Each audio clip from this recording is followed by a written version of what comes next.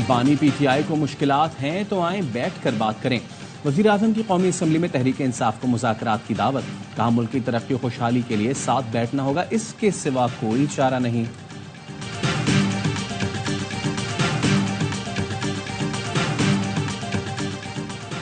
Opposition leader ने वज़ीर आज़म की पेशकश मुस्तरद कर दी। कहा बातचीत तब होगी जब मेरा वज़ीर आज़म जेल से बाहर आएगा, मेरे 180 अरकान ऐवान में आएंगे, फिर बात होगी। ऐवान तब चलेगा जब हमारे मेंबरान की इज्जत होगी। और कराची में गर्मी बरकरार, हीट स्ट्रोक के केस रिपोर्ट होने का सिलसिला जारी। जिना अस्पताल में मजीद 8 मरीज रिपोर्ट हुए। मरीजों की जानिब से घरों में लोड शेडिंग की शिकायत भी सामने आई। और कराची में पानी और बिजली की अदम फराहमी, जमात इस्लामी का शारा फैसल पर धरना जारी। पुलिस के धरने के करीब पहुंचने पर कारकुन मुश्तइल, नारेबाजी कशीदगी के बायस ट्रैफिक की रवानी मुतासर। इमरान खान अगर दोबारा सियासत में किरदार अदा करना चाहते हैं तो उन्हें संजीदगी से कौम से माफी मांगनी चाहिए, उन्हें कौमी इदारों से माफी मांगनी चाहिए। बानी पीटीआई सियासत में दोबारा किरदार अदा करना चाहते हैं तो कौम और इदारों से माफी मांगें। वफाकी वजीर एहसन इकबाल कहते हैं पीटीआई अब भी बैरून मुल्क से रियासत के खिलाफ मुहिम चला रही है। शहजाद अकबर एतराफ कर चुके, मुस्लिम लीग नून की क़यादत पर झूठे मुकदमे बनाए गए। हनीफ अब्बासी ने कहा पीटीआई दौरे हुकूमत में दोस्त मुल्क नाराज हुए। इन्होंने मुसल्लह अफवाज के खिलाफ प्रोपेगेंडा किया। इक़्तिदार के लिए ये तासुब का नारा लगाते हैं। वजीर आजम चीन से कामयाब होकर नहीं आए, चीन के वजीर यहाँ आए। एक जुमले में उन्होंने कह दिया यहाँ सियासी इस्तेहकाम नहीं, अब यहाँ अज़्म इस्तेहकाम के नाम से नया ऑपरेशन शुरू कर रहे हैं। ये ऑपरेशन अदम इस्तेहकाम साबित होगा। मौलाना फजल रहमान ने ऐवान में भी नए ऑपरेशन की मुखालफत कर दी। कहा पार्लियामान अपना मुकदमा हार चुकी, हुकूमत समझती है बजट अवाम दोस्त है लेकिन मुल्क का कबाड़ा हो गया। कौम को हक नहीं दे सकते तो इनसे टैक्स की डिमांड क्यों? टैक्स के पैसे से IMF का कर्ज वापस करेंगे। अवाम के फलाह बहबूद पर खर्च नहीं होगा। पीटीआई वफ्द और फजल रहमान के दरमियान 2 दिन में तीसरी मुलाकात। महमूद खान अचकज़ई भी मुलाकात में मौजूद थे।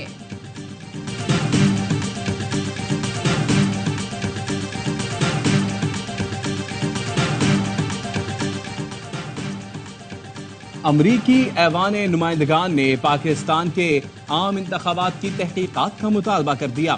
पाकिस्तान में जमहूरियत और इंसानी हुकूक की हिमायत में करारदाद मंजूर। पाकिस्तान में अवाम को जमहूरी अमल में शिरकत से रोकने के लिए अवाम को दबाने की कोशिशों की मजम्मत। अमरीकी हुकूमत इस नॉन बाइंडिंग करारदाद पर अमल करने की पाबंद नहीं। वजीर दिफा ख्वाजा आसिफ ने रद्दअमल में कहा करारदाद एक ऐसे मुल्क से सामने आई जिसने जमहूरी हुकूमतों के तख्ते उल्टाए, जो फलस्तीनियों की नस्ल कुशी की सहूलत कारी कर रहा है। क्यों ना अक़वाम मुत्तहिदा से अमरीकी इंतखाबात में धांधली की तहकीकात के लिए कहा जाए। तर्जुमान दफ्तर खारजा ने कहा ऐसी करारदादें तामीरी हैं ना बामकसद। उम्मीद है अमरीकी कांग्रेस पाकिस्तान और अमरीका के ताल्लुकात को मजबूत बनाने में किरदार अदा करेगी।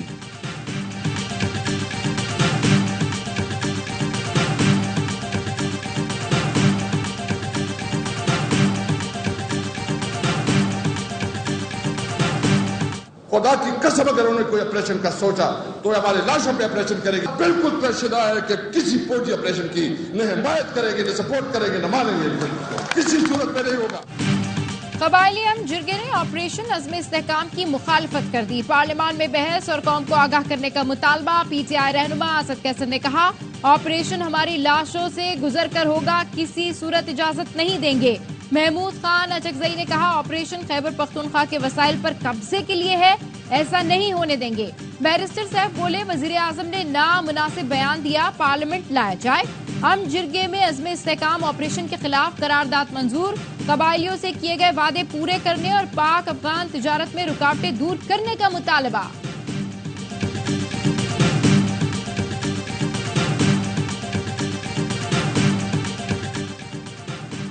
JIT ने साल 9 मई समेत दहशतगर्दी के 7 मुकदमात में शाह महमूद कुरैशी को कसूरवार करार दे दिया।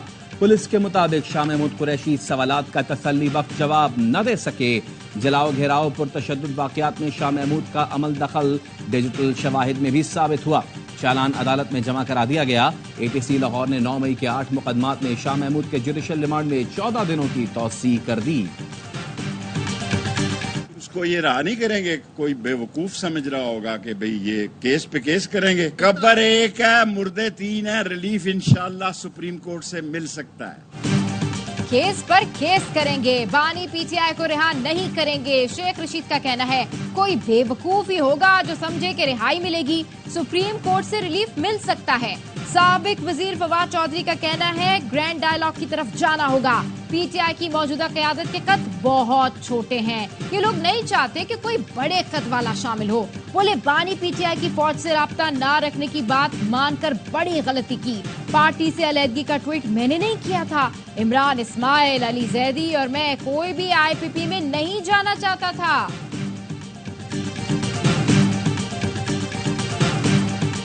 सिद्के दिल से गैर मशरूत माफी मांगता हूँ। तौहीन अदालत का शो कॉज नोटिस वापस लेने की इस्तदा। सेनेटर फैसल वावडा ने सुप्रीम कोर्ट से तौहीन अदालत केस में माफी मांग ली। जवाब में लिखा अदलिया का मुकम्मल एहतराम है।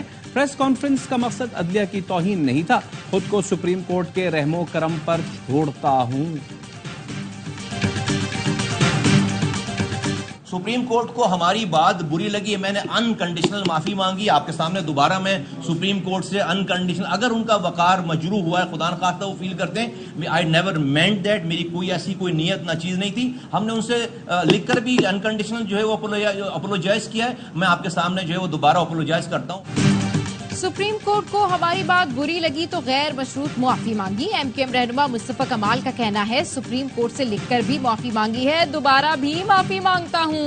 एमकेएम वफ़द की वज़ीर आज़म शहबाज शरीफ से मुलाकात के बाद मीडिया से गुफ्तगू में कहा बजट पर तहफ़्फ़ुज़ात से आगाह कर दिया। तनख्वाहदार तबका 18 नहीं 30% से ज़ायद टैक्स दे रहा है। चैलेंजेस का मुकाबला रिवायती बजट से नहीं हो सकता। हम हुकूमत का हिस्सा रहे लेकिन हुकूमत हमारी नहीं थी। 5 साल के लिए सिंध हमें दें, सब कुछ ठीक कर देंगे।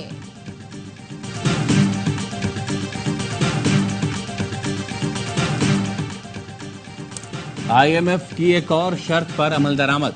हुकूमत ने हर्बल और होम्योपैथिक अद्वियात पर भी 18% सेल्स टैक्स आयद कर दिया। जोशानदा पर भी टैक्स देना पड़ेगा। हर्बल, माजून, सफूफ और मुरब्बे पर भी 18% टैक्स देना पड़ेगा। हर्बल और होम्योपैथिक की सैकड़ों अद्वियात पर टैक्स छूट खत्म कर दी गई। होम्योपैथिक के तमाम खतरों वाली अद्वियात, शरबत और क्रीम पर भी सेल्स टैक्स देना होगा। केन्या में टैक्सों के खिलाफ अवामी एहतजाज रंग ले आया। केन्या के सदर ने मुतालबात को तस्लीम कर लिए। फाइनेंस बिल मुस्तरद कर दिया। विलियम रूटो ने कहा फाइनेंस बिल वापस ले रहे हैं, दस्तखत नहीं करूंगा। केन्या की पार्लियामेंट में बजट की मंजूरी के बाद हंगामे फूट पड़े थे। पुरतशद्दुद मुजाहिरों के दौरान केन्या की पार्लियामेंट का एक हिस्सा नजरियातिश कर दिया गया था।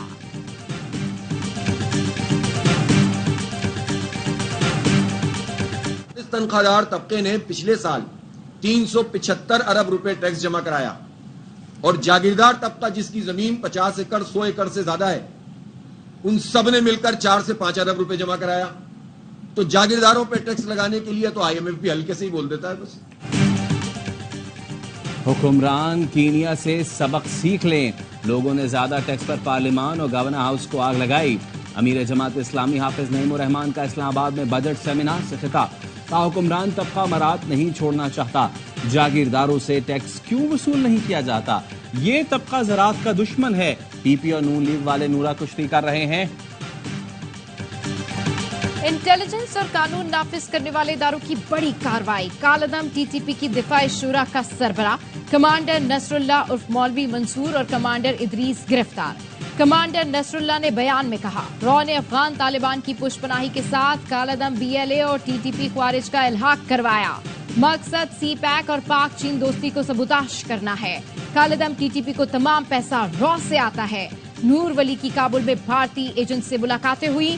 पाकिस्तान मुखालिफ TTP के दहशतगर्द अफगानिस्तान में आजाद घूमते हैं। बहुत से गुमशुदा लोग अफगानिस्तान में मौजूद हैं।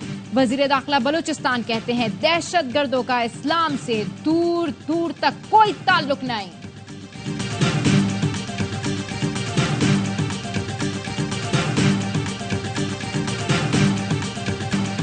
कराची में बादल छा गए। मुख्तलिफ इलाकों में बूंदाबांदी, हवाएं चल पड़ी। गर्मी की शिद्दत में कमी आ गई। हब में बादल जमकर बरसे, मौसम खुशगवार। 1 जुलाई तक कराची समेत मुल्क के मुख्तलिफ शहरों में बारिश की पेशगोई।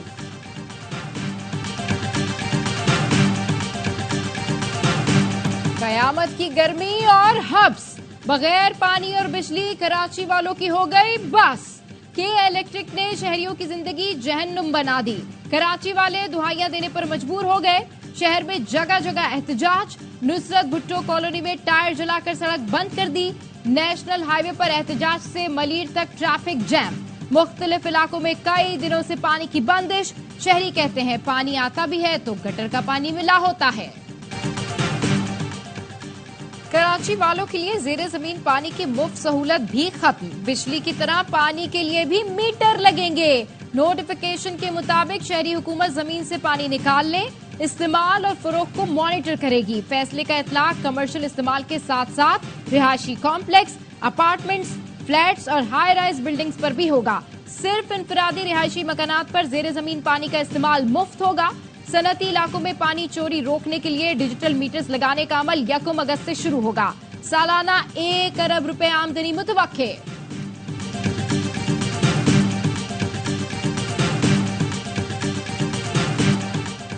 वजीर आला पंजाब का सूबे भर के नदी नालों की भरपूर सफाई का हुक्म।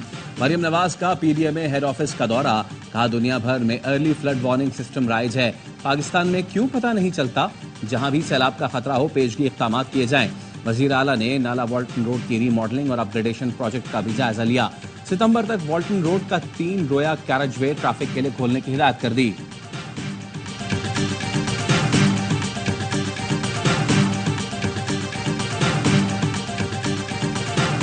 अपने काम से काम रखता हूँ।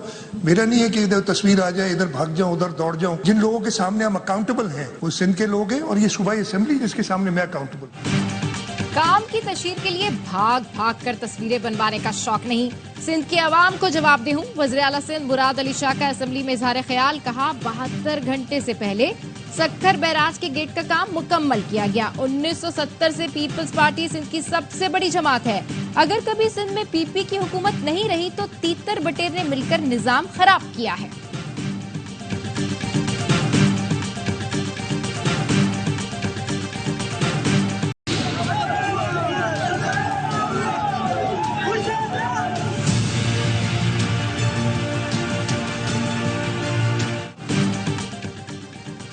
साने मदेन सवात के मजीद 9 मुल्जिमान गिरफ्तार। पुलिस ने नामालूम मुकाम पर मुंतकिल कर दिया। गिरफ्तार मुल्जिमान की तादाद 30 हो गई। 21 मुल्जिमान रिमांड पर। पुलिस हुक्काम का कहना है दीगर मुल्जिमों की गिरफ्तारी के लिए छापे जारी हैं। तहकीकात का दायरा वसी कर दिया गया।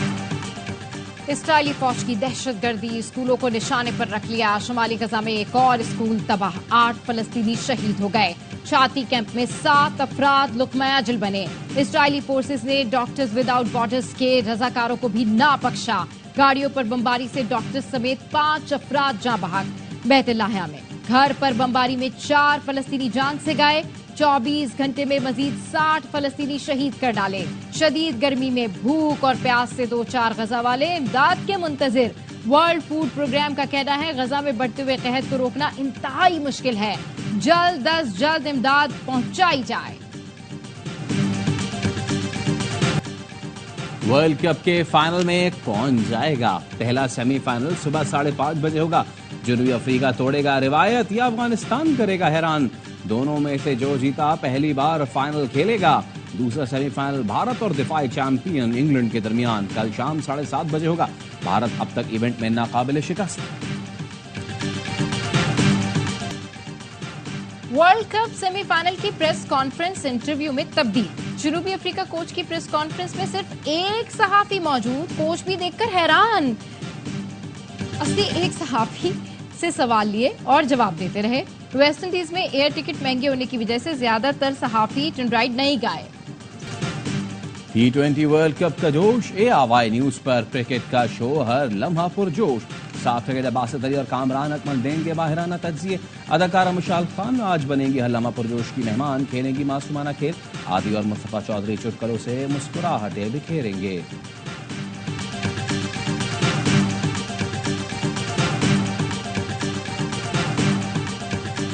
काउंटी चैंपियनशिप की तारीख का महंगा तरीन ओवर इंग्लिश बल्लेबाज लुइस कैम्बर ने ओली रॉबिन्सन को दिन में तारे दिखा दिए। ओवर में 43 रन लूटे। रॉबिन्सन ने 3 नो बॉल समेत 9 गेंदों का ओवर कराया।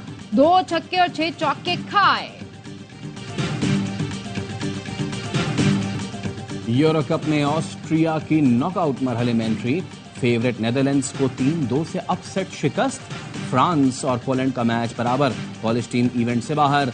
इंग्लिश टीम की भी टॉप 16 रसाई, स्लोवेनिया के खिलाफ अहम मैच बगैर किसी गोल के बराबर कर दिया।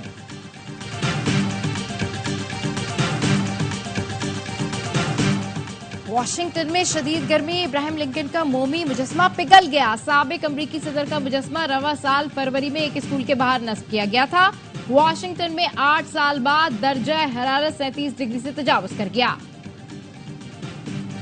और कराची में श्रीलंका की सकाफत का मेला, आर्ट्स काउंसिल में श्रीलंकन फनकारों ने सकाफत के रंग बिखेरे। रवायती मौसीकी और फ्री स्टाइल डांसिंग का मुजाहरा, कराची वालों ने फनकारों को खूब सराहा।